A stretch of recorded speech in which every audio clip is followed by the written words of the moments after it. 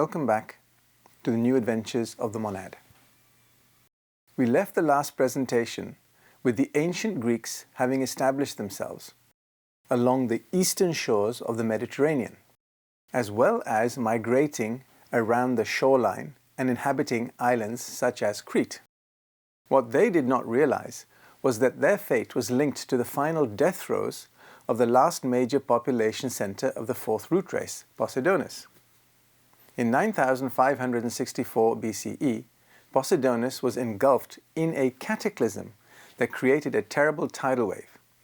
This swept into the Mediterranean via two entry points and destroyed most of the Greek settlements that had steadily been established over the last 10,000 years. Remember, these settlements would have been several hundred feet below the current sea level, so get your snorkeling gear out if you want to find them. The settlements that were not destroyed were seriously damaged. Both the Gobi Sea and the Sahara Desert became dry land, and the most appalling convulsions took place. It is difficult for us to imagine what this series of Atlantean catastrophes must have been like, or just how much the planet was altered. Clearly, there were forces at play that science has not been able to model, simply because they would not consider it possible. Urgent messages for help were sent by the colonists to their original highland home in the Caucasus, which had not been affected to any great degree. Eventually, relief was organized on a large scale. The Greek settlements had been all on the sea coast, and the indigenous populations of the interior, though overawed by the Greeks, had not always been friendly. When most of the Greek population centers had been destroyed by the cataclysm, the few survivors were often persecuted and even enslaved by the inland races. When the bottom of the Sahara was heaved up, its waters poured out through the gap between Egypt and Tunis, where Tripoli now stands. The interior of the land masses suffered little, but the sea coast on which the Greeks had settled were destroyed. The Sahara gradually sank again, and a new coastline rose, assuming the configuration known to us along the African coast. The great Algerian island joined the mainland, forming the northern coastline of Africa we see today. Almost all the shipping had been destroyed, yet so great was the energy of these ancient Greek Celts that within a few years all the ports of Asia Minor were in working order. Fleets of new ships went out to re-establish the colonies, to deliver Greeks from foreign oppression and subjugation. The Greeks annexed all the best harbors of the new coastline, and since most of the trade of Egypt was also in their hands, the Mediterranean remained for centuries practically a Greek sea. They even carried their trade eastward, an expedition going to Java, where they founded a colony, with which a connection was kept up for a long time. Later, the Phoenicians and the Carthaginians divided the trade of the Mediterranean with the Greeks. The Phoenicians were a fourth root race people derived from the Semites and the Arcadian, 5th and 6th Atlantean subraces. The Carthaginians were Akkadian, intermixed with Arabs and with a dash of African blood. The emigration of the fourth subrace into Europe was almost continuous, so it was not easy to divide it into distinct waves. If we count the Greeks as the first wave, the Albanians may be considered the second, the Italian race the third, both these going to the countries where they now are. After an interval came a fourth wave of astonishing vitality, that to which modern ethnologists restrict the name Celtic. This became the predominant race over the north of Italy, the whole of France and Belgium and the British Isles, the western part of Switzerland and Germany west of the Rhine. The Greeks of our ancient history were a mixture derived from this first wave, mingled with settlers from the second, third and fourth, and with an infusion of the fifth subrace coming down from the north and settling in Greece later. This later infusion gave the rare and much admired golden hair and blue eyes occasionally found amongst the Greeks. Notice that the previous waves were all Celts. The fifth subrace is a group we have not yet got to. The fifth wave of Celts practically lost itself in the north of Africa, and only traces of it can be found. This wave was considerably mixed with the Semitic fifth Atlantean subrace, and the Arabians amongst the Berbers, the Moors and the Kabyles, and even the Gonash of the Canary Islands. In this last case mingling with the Slavatis. The fifth wave mingled with the fourth in the Spanish Peninsula, and a later stage, only some 2,000 years ago, it contributed to the last of the many elements which go to make up the Irish. For to it belonged the Milesian invaders who poured into Ireland from Spain, some of them founding the dynasty of Milesian kings in France, and bound it under a curious form of magic, which will be explained presently. But a much finer element had previously come to Ireland from the sixth wave, which left Asia Minor, pushing northwards until it reached Scandinavia, where it intermingled to some extent with the fifth subrace of the Teutonic. They came to Ireland from the north and are known in history as the Tuatha De Nan, spoken of more as gods than humans. The Tuatha De Nan were handsome, with oval faces, clear complexion, mostly dark-haired and deep blue eyes or almost violet. Sometimes the hair was lighter and the eyes grey. But the other type was more usual and may be seen exactly reproduced amongst the Irish rural folk today. The Tuatha De Nan were also intellectually and spiritually much more advanced than the mixed race they found in Ireland. The period of their rule was a sort of golden age. As tradition correctly bears witness, Ireland was unquestionably the seat of high civilization and a centre of philosophy, whilst England was covered by dense forests and a state of relative savagery.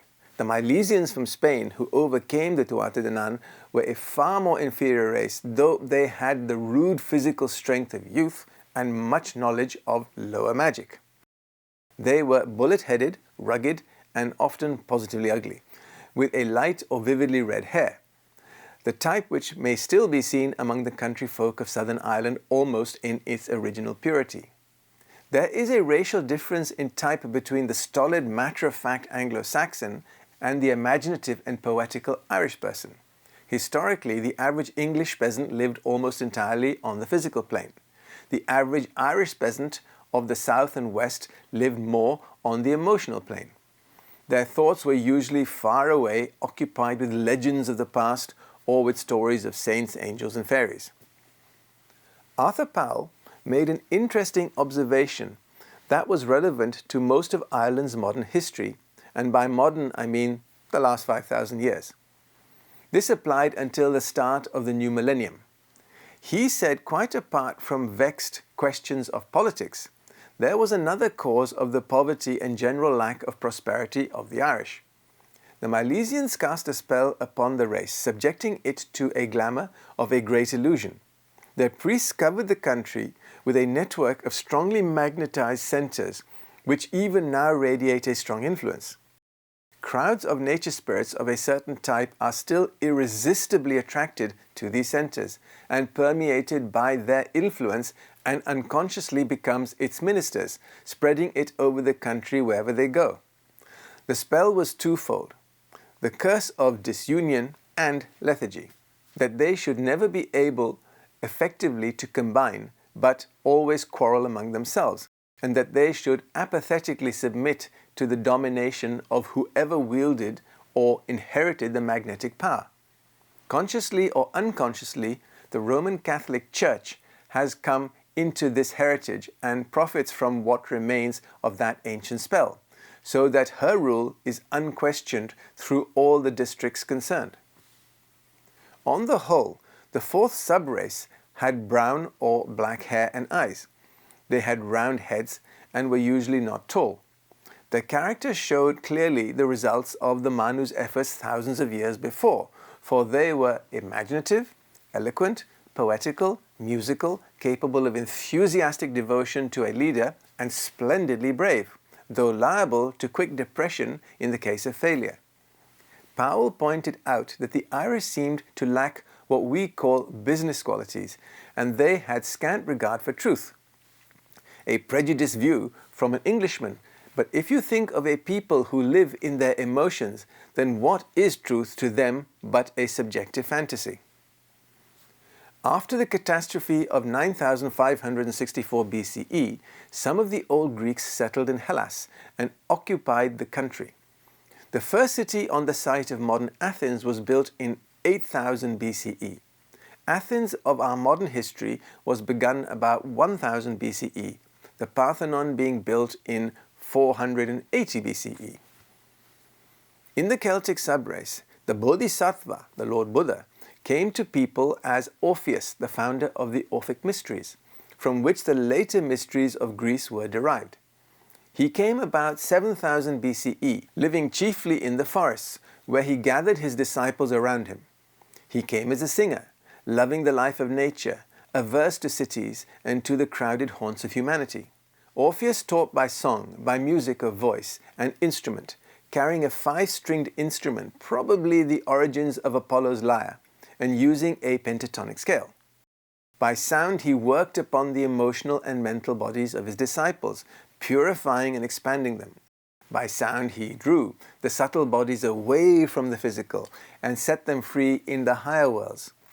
His music was quite different from the sequences repeated over and over again by which the same results was brought about in the rootstock of the race and which it carried with it into India. Orpheus worked by melody, using the melody of each etheric center or chakra to stir it into activity. He showed his disciples living pictures created by the music, and in the Greek mysteries it was wrought in the same way, the tradition coming down from him. He taught that sound was in all things. If humanity could harmonize itself, then would the divine harmony manifest through humanity and make all nature glad.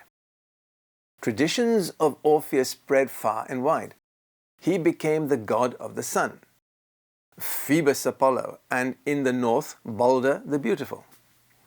The Bodhisattva thus appeared to the subraces successively as Vyasa, Hermes, Zarathustra, and Orpheus, teaching the doctrine of sun, light, fire, and sound respectively. All these giving the single message of the one life and one love, which, as we all know, I translate into the word unity, which makes much more sense. For Hellas, in brackets Greece, some of the disciples went to Egypt and fraternized with the teachers of the inner light, and some went as far as Java. Nearly 7,000 years later, the Bodhisattva came to his ancient people for the last time, reached final illumination, and became Buddha. Thank you.